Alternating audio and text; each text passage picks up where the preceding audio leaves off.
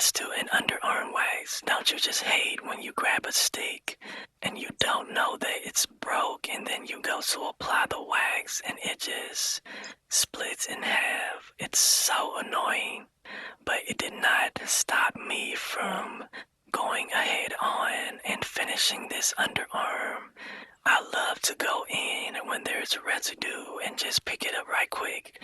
It makes the service a lot less messy, and I don't have to go back in later on and do it. I can just add it right into my workflow.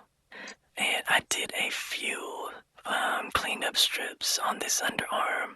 On this one right here, you can see where it kind of disconnected, so I just went back in and added some more wax. Again, I have some residue left, and I'm just going to pick that up really quickly, and then I did another clean up strip.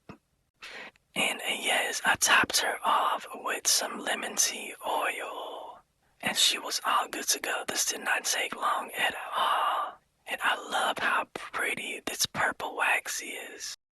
So I always wax as if I am creating a Brazilian or Orlandan strip.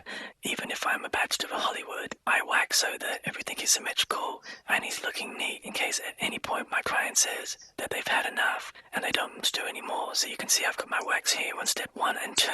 I am just removing away my edges. Make sure I've got my strips of hair either side removed, and then I would do step 3 and 4, and I do these individually, not at the same time like I've got over here.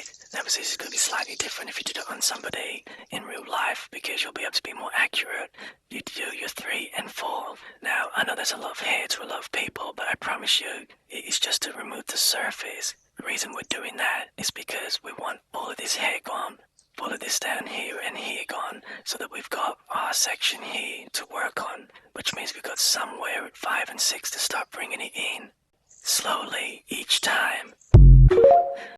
It is very, very normal for pubic hair to grow down the thighs. I mean, I know women that have random pubic hairs that grow all the way to nearly the knee, to the side of the neck.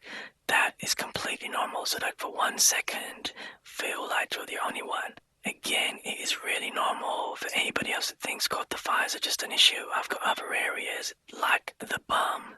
Honestly, I'm telling you now, the amount of women that have hair that grows right across their bum cheeks, up their back and down the backs of their thighs, again, is still very normal if you have that. There is no person out there that has full pubic hair unless they've had like lasering done or they've been waxing their whole life and they've hardly got any growth now. People have growth. We've got to normalize it. We've got to make people realize we're not alike. When using soft or strip wax, you don't want to be using the same strip on the whole area. You're not going to get best results from just trying to do everything with one strip, but just to help you with saving on product. So as you put the soft or strip wax on and you use this side to remove, you've got your handle here to pull it off. Once you've done it 2 or 3 times on this side, fold it over